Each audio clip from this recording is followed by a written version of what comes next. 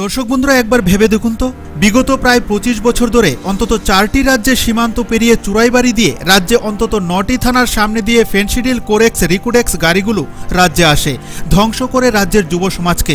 প্রতিবেশী বন্ধু রাষ্ট্রের যুব সমাজকেও এই ফেনসিডিল ধ্বংসের দোরগোড়ায় এনে দাঁড় করিয়েছে। প্রায়ই লোক দেখানো ফেনসিডিলের লরি আটক করে পুলিশ, কখনো কখনো গ্রেপ্তার হয় লরির ড্রাইভার ও খালাসি, কখনো কখনো সীমান্তের সাধারণ পাচারকারী কিংবা সাধারণ দোকানি গ্রেপ্তার হয়। কিন্তু আজ পর্যন্ত বিগত 25 বছরে রাজ্যের কোনো ফেনসিডিল কারবারের মাস্টার মাইন্ডকে ত্রিপুরার পুলিশ গ্রেপ্তার করেছে কারোর কাছে এমন খবর রয়েছে কি? ত্রিপুরার ফেনসিডিল মাফিয়া পল্টু শিলচরে গিয়ে গ্রেপ্তার হয়েছে, কিন্তু ত্রিপুরার পুলিশ একজন মাস্টার মাইন্ডকেও আজ পর্যন্ত গ্রেপ্তার করেনি। অথচ রাজ্য বিধানসভায় কিংবা রাজপথে শাসক কিংবা বিরোধী দলগুলো ফেনসিডিলের বিরুদ্ধে আজ পর্যন্ত একটি শব্দও আক্ষরিক অর্থে উচ্চারণ করেছেন বলে কারোর কাছে খবর আছে কি? যে ফেনসিডিল রাজ্য ও প্রতিবেশী বন্ধু রাষ্ট্রের যুব প্রজন্মকে ধ্বংসের দিকে ঠেলে দিচ্ছে, সেই ফেনসিডিলের কারবারের বিরুদ্ধে আজ পর্যন্ত রাজ্যের বিরোধীরা বিধানসভায় একবার ওয়াকআউট করেছেন বলে খবর আছে কারোর কাছে? রাজ্যের মুখ্যমন্ত্রী, অর্থমন্ত্রী, ক্রীড়ামন্ত্রী, প্রাক্তন বিরোধী দলনেতা সহ অন্তত 6টি বিধানসভা কেন্দ্রে দুনের পর দুন জমিতে হচ্ছে গাঁজা চাষ।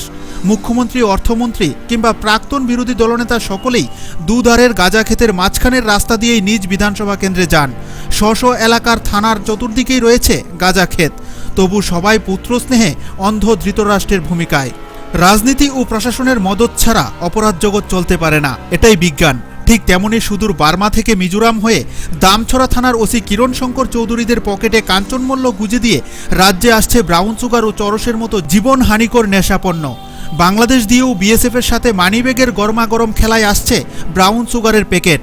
অথচ পশ্চিমবাংলা, দিল্লি, গাজা ভূখণ্ড ইত্যাদি নিয়ে আগরতলা শহরে প্রায়শই মিছিল হলেও রাজ্যে ব্রাউন সুগার, চরস, ফেনসিডিল, গাজার মারণদায়ী নেশা কারবারের বিরুদ্ধে আজ পর্যন্ত রাস্তায় নামেনি কোনো রাজনৈতিক দল ও তথাকথিত রাজনৈতিক লেবেল মার্কা বুদ্ধি বিক্রেতারা।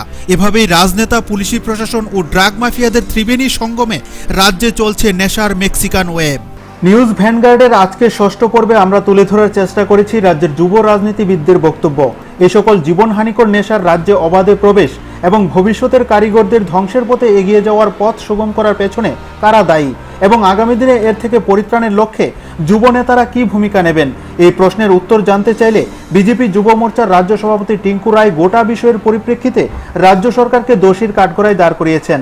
ত্রিপুরাতে এর জন্য তো সরাসরি বামফ্রন্ট সরকার দায়ী, কারণ এরা ত্রিপুরার যে প্রশাসন এদেরকে কাজে লাগিয়ে এই যে চোরাই পথে ড্রাগস, হিরোইন, গাঁজা আসছে ত্রিপুরা রাজ্যে, এর থেকে যে অর্থ আমদানি হচ্ছে সেই অর্থ থেকে একটা অংশ পার্টি অফিসে যায়, যেটা পার্টির কাজে লাগে, এবং একটা অংশ নেতাদের মধ্যে ভাগ বাটোয়ারা হয় এবং কিছু টাকা বাংলাদেশের মাধ্যমে আন্তর্জাতিক যে সন্ত্রাসবাদী তাদের পর্যন্ত পৌঁছে যায়।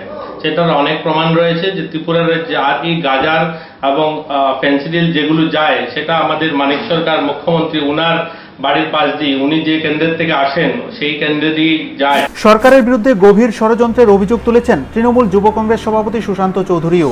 তার বক্তব্য, সরকারের বিরুদ্ধে যুব সমাজ যাতে প্রতিবাদী না হতে পারে তার জন্য বামফ্রন্ট সরকার পরিকল্পনা মাফিক যুবদের মেরুদণ্ড ভাঙতে রাজ্যে অবৈধ নেশা কারবারকে অক্সিজেন দিচ্ছে।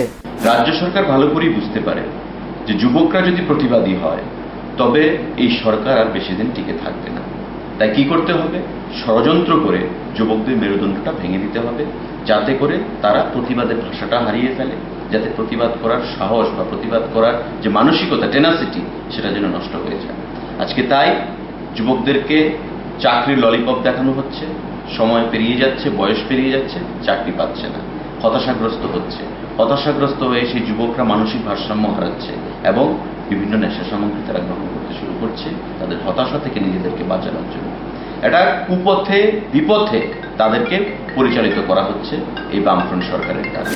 অপরদিকে শাসক দলীয় যুব সংগঠন ডিওয়াইএফআই রাজ্য সম্পাদক অমল চক্রবর্তী সরকার এবং স্বরাষ্ট্র দপ্তরের সমস্ত ব্যর্থতা আড়াল করে নিজের মতামত দিয়েছেন।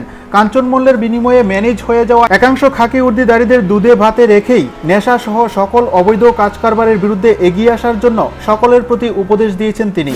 আমরা ভারতের গণতান্ত্রিক যুব ফেডারেশন মনে করি একা আমাদের পক্ষে এই কাজ করা সম্ভব না।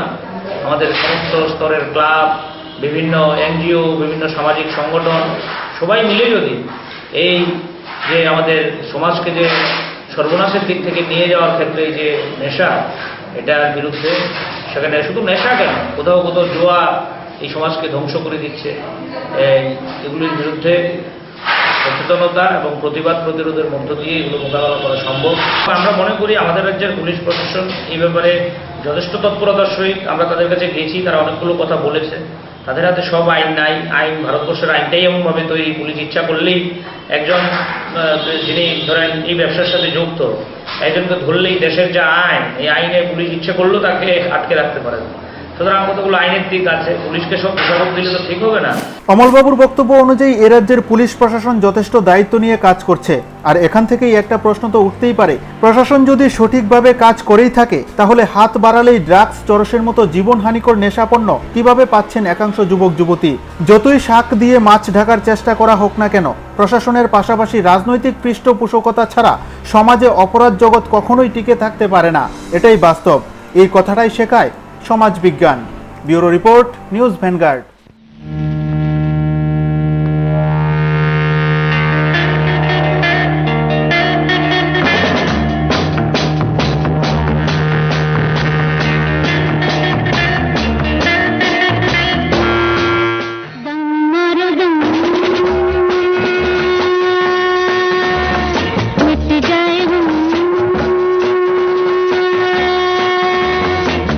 शुभ शाम, हरे कृष्ण हरे राम।